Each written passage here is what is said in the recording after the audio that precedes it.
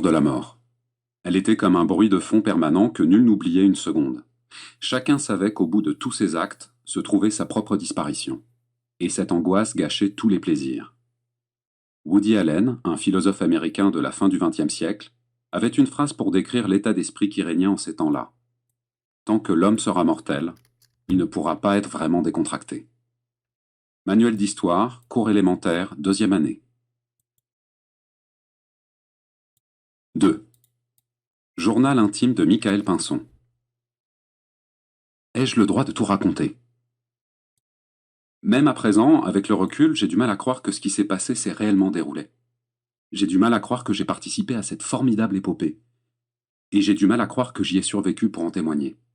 Évidemment, personne n'aurait pu se figurer que tout irait si vite et si loin. Personne. Qu'est-ce qui nous a poussés dans cette folie? Je ne sais pas. Peut-être quelque chose de tout bête qu'on nomme la curiosité. Cette même curiosité qui nous donne envie de nous pencher au-dessus des ravins pour nous apercevoir combien notre chute serait affreuse si on faisait un pas de plus. Peut-être aussi le besoin d'aventure dans un monde de plus en plus désœuvré et dépassionné. Certains disent « c'était inscrit, cela devait se passer ainsi ». Moi, je ne crois pas au destin préécrit. Je crois que les hommes font des choix et qu'ils les assument. Ce sont ces choix qui dessinent les destins et ce sont ces choix des hommes qui dessinent peut-être l'univers. Je me souviens de tout, de chaque épisode, de chaque mot, de chaque expression de cette grande aventure. Ai-je le droit de tout vous raconter? Pile, je raconte. Face, je garde le secret. Pile. Si je devais chercher les origines de tous les événements qui sont enchaînés, il faudrait que je remonte loin, très loin dans mon propre passé. 3. Fiche de police. Demande de renseignements descriptifs basiques. Nom, Pinson. Prénom, Michael. Cheveux, brun. Yeux, brun. Taille, 1,75 m. Signe particulier, néant.